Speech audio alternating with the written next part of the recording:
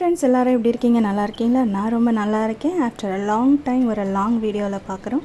கிட்டத்தட்ட ஒரு 6 மாதம் ஆயிடுச்சு நம்ம லாங் வீடியோ போட்டு. ஷார்ட்ஸ் எல்லாம் நிறையா அப்லோட் பண்ணியிருக்கேன். புதுசாக ஷார்ட்ஸ் எல்லாம் அப்லோட் பண்ணியிருக்கேன், செக் பண்ணிக்கோங்க. இன்றைக்கி நம்ம ஒரு vlog தான் பார்க்க போகிறோம். என்னென்னு பார்த்தீங்கன்னா, காலையில் முதல்ல எந்திரிச்சதுமே வேலை துணிக்காய போடுறது தான். இன்றைக்கி கிளைமேட் எப்படி இருக்கும்னு தெரியாது, அதனால் நைட்டே மிஷினில் போட்டு வாஷ் பண்ணி வச்சுட்டேன். ஸோ காலையில் எந்திரிச்சு வேலையாக துணியை காய போட்டாச்சு. துணியை காய வைக்கும்போதே முருங்கைக்கீரையும் பறிச்சாச்சு, இம்யூனிட்டி பவருக்காகவும் அதோட ப்ரோட்டீனுக்காக கொண்டக்கடலையும் ஊற வச்சாச்சு. இதெல்லாம் சும்மா நான் சொல்கிறேங்க, அதெல்லாம் தெரியாது. நைட்டு கொஞ்சம் கொண்டக்கடலை இருந்துச்சு, அதை ஊற வச்சு வேக வச்சு எடுத்துக்கிட்டேன் காலையில் சாப்பிட்றதுக்காக. சரி, கொஞ்சம் நாளாக தலை சுத்தலாகவே இருக்குது, கொஞ்சம் முருங்கைக்கீரை சூப் போட்டு குடிக்கலான்ட்டு காலையிலே நம்ம வீட்டில் தான் மரம் இருக்குது, ஸோ அதனால் கொஞ்சமாக முருங்கைக்கீரையை பறித்து சூப் வச்சாச்சு. அந்த சூப்பில் பார்த்திங்கன்னா தண்ணியை கொதிக்க வச்சு பூண்டு, வெங்காயம், கொஞ்சமாக பச்சை மிளகா, சீரகம் போட்டு நல்லா கொதிக்க வச்சுட்டு அது நல்லா வெந்ததுக்கப்புறமா கீரையை சேர்த்து, கீரை வெந்ததுக்கப்புறமா இறக்கி வச்சிடணும். அவ்வளோதான் சூப்பு. ஓகேவா? இப்போ கொண்டக்கடலையும் வெந்துருச்சு, அதுவும் விசில் வந்துருச்சு. கொதிக்க வைக்கும்போது கொஞ்சம் உப்பும் சேர்த்துக்கலாம் அதில். அதே மாதிரி அந்த சுண்டல் பார்த்திங்கன்னா மந்த் எண்டு அது இருக்கிறதுல கொஞ்சம் அந்த கருப்பு சுண்டலும் வெள்ளை சுண்டலும் வந்து கொஞ்சமாக இருந்தது. ரெண்டையும் ஒன்றா சேர்த்து ஊற வச்சு விசில் வச்சு எடுத்தாச்சு. இப்போ இது ரெண்டுமே ரெடி ஆயிருச்சு. இது வந்து நாங்கள் எல்லாருமே குடிச்சுக்குவோம், ஆளு கொஞ்சமாக சூப்பும் குடிச்சுக்குவோம், சுண்டலும் சாப்பிட்டுக்குவோம்.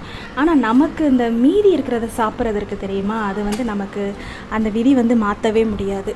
அதனால் நைட்டு செஞ்ச 2 சப்பாத்தி இருந்துச்சு, அதில் 2 எடுத்துக்கிட்டு, அதுக்கப்புறம் நைட்டு செஞ்ச தக்காளி தொக்கு, முட்டை தொக்கு அது இருந்தது, அதுலேயும் கொஞ்சம் சூடு பண்ணி எடுத்துக்கிட்டு அதையும் சாப்பிட்டாச்சு. இது வந்து எனக்கு மட்டும்தான். பிள்ளைங்களுக்கு வந்து வேறு ஒரு டிஃபன் ரெடி பண்ணணும், பிள்ளைங்களுக்கும் அவங்களுக்கும் வந்து வேறு டிஃபன் ரெடி பண்ணணும். ஸோ அதையும் ரெடி பண்ணிடலாம். இன்றைக்கி வந்து சாட்டர்டே, இருந்த மாவு எல்லாமே காலி ஆகிடுச்சு. ஸோ அதனால் கோதுமை தோசை ஊற்றிட்டு மிளகாய் சட்னி அரைச்சிடலான்ட்டு பிள்ளைங்களுக்கும் அவங்களுக்கும் அதான் ரெடி பண்ணிகிட்ருந்தோம். மிளகாய் சட்னியோட கோதுமை தோசை செம்ம டேஸ்ட்டாக இருக்கும். அதுவும் நான் ஊற்றுறது வந்து இந்த பக்கம் இருந்து பார்த்தா அந்த பக்கம் தெரியும், அந்தளவுக்கு மெல்லிசா கோதுமை தோசை இருக்கும். அது எங்கள் மாமியார்கிட்டே எனக்கு பேர் வாங்கி கொடுத்த கோதுமை தோசை. ஓகேவா? அடுத்து மத்தியானத்துக்கு வந்து எறாவை க்ளீன் பண்ணணும்.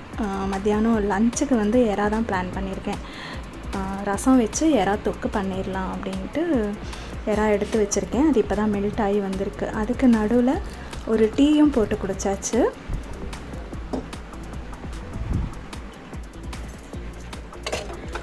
எறா க்ளீன் பண்ணிவிட்டு டீயை குடிச்சிட்டு நெக்ஸ்ட்டு பாத்திரம் கழுவுறது. காலையில் இருந்த பாத்திரம் இருக்கு இல்லையா, அதை எல்லாமே இப்போ கழுவி முடிச்சாச்சு. அதுக்கப்புறம் நம்ம குக்கிங்கும் முடிஞ்சிருச்சு. ரசம் வச்சு எறா தொக்கு பண்ணியாச்சு. எனக்கு வந்து ரைஸ் வந்து, அதாவது சாப்பாடு வந்து வெள்ளை சாதம் வந்து அப்பப்போ எடுத்துக்குவேன், அப்பப்போ இந்த மாதிரி மில்லட் ரைஸும் எடுத்துக்குவேன். இன்றைக்கி ரசம் வச்சுருக்கிறதுனால என்ன பண்ணேன்னா, மில்லட் ரைஸ் வந்து இந்த மாதிரி செஞ்சுருக்கேன் பாருங்கள். இந்த மாதிரி இது வந்து எனக்கு மட்டுமே செய்கிற மில்லட் ரைஸ். இன்றைக்கி ரசம் வச்சுருக்கிறதுனால அந்த மில்லட் ரைஸ் ஊற்றி சாப்பிட ஒரு மாதிரியாக இருக்கும், கஞ்சி மாதிரி கூட சாப்பிட்லாம். ஆனால் எனக்கு அது பிடிக்கலைங்கிறதுனால என்ன பண்ணேன்னா, ஹாஃப் வந்து நார்மல் அரிசியும், நம்ம புழுங்கலரிசி இல்லையா, அது வந்து அந்த கப்பில் ஒரு கப்பு தான் வைக்க போகிறேன். அதில் ஹாஃப் வந்து புழுங்கலரிசி எடுத்துக்கிட்டேன், ஹாஃப் வந்து விறகு அரிசி எடுத்துக்கிட்டேன். இன்றைக்கி வந்து பனிவரகு அரிசி தான் எடுத்திருக்கேன். ஸோ அதில் வந்து இதில் ஹாஃப் சேர்த்து ரெண்டுத்தையுமே கலந்து ஊற வச்சுட்டு ஒரு 1/2 அன் ஹவர் ஊற வச்சுட்டு, அதுக்கப்புறம் தான் அந்த குக் பண்ணது அப்படியே தம் கட்டிடுறது. வடித்து எடுக்கிறதெல்லாம் இல்லை, அப்படியே தம் கட்டிடுறது. இது ரெண்டுமே கலந்து வடிக்கும்போது அந்த சாப்பாடு செய்யும்போது கொஞ்சம் நல்லா இருக்குது டேஸ்ட்டு. அதில் வந்து ரசம் ஊற்றி சாப்பிட ரொம்பவே டேஸ்ட்டாக இருக்குது. அதே மாதிரி கொஞ்சம் சாப்பிட்டாலே நல்லா வயிறு ஃபுல்லாக இருக்குது. அந்த மாதிரி சூப்பராக இருந்துச்சு சாப்பிட்றதுக்கே. ஓகே, ரசம் செய்யும்போது இந்த மாதிரி செஞ்சுக்கலான்ட்டு இனிமேல் வந்து நினச்சி வச்சுக்கிட்டேன்.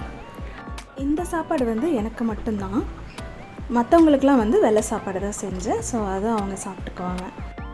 நம்ம சாப்பிட்டா மட்டும் போதுமா? ஸ்னோபிக்கும் சாப்பாடு வைக்கணும் இல்லையா? ஸ்னோபிக்கு வந்து கோழி காலை பிச்சு போட்டு இந்த மாதிரி வேக வச்சு எடுத்துக்கிட்டேன். இன்றைக்கி வந்து கால் கொஞ்சம் நிறைய இருந்ததுனால அவனுக்கு சாப்பாடு கலக்காமல் அப்படியே அவனுக்கு வந்து எடுத்துகிட்டு போய் வச்சுட்டேன். ஸோ அவனும் ஹாப்பியாக சாப்பிட்டான். ஆறுனதுக்கப்புறம் தான் சாப்பிடுவான். அதுக்கப்புறம் பார்த்திங்கன்னா டெய்லரிங் வேலை. கொஞ்சம் நேரம் ஒரு 1/2 அன் ஹவர் ரெஸ்ட் எடுத்துகிட்டு தைக்க உட்காந்தாச்சு. இன்றைக்கி வந்து ஒரு ப்ளவுஸ் தான் ஃபினிஷ் பண்ணேன், அதை ஹெம்மிங் பண்ணி கொக்கி கட்டி கொடுத்தாச்சு. கொஞ்சம் அர்ஜென்ட் ஒர்க்குன்னா தான் சண்டேஸில் உட்காருவேன். இது சாட்டர்டே vlog. இது அப்போ அப்லோட் பண்ண முடியல, இப்போ தான் வாய்ஸ் கொடுத்து அப்லோட் பண்ணுறேன். இனிமேல் நம்மளோட இந்த சேனல் பேர் வந்து ரெசிபி ஆஃப் பானு. அது கூடவே டெய்லி விலாக்ஸையும் ஆட் பண்ணியிருக்கேன். ஸோ இனிமேல் நம்ம சேனல் பேர் recipe of Banu daily vlogs. Daily vlog போட ட்ரை பண்ணுறேன். ஷார்ட்ஸாவது அப்லோட் பண்ணுறேன். Okay, bye. நெக்ஸ்ட் வீடியோவில் பார்க்கலாம்.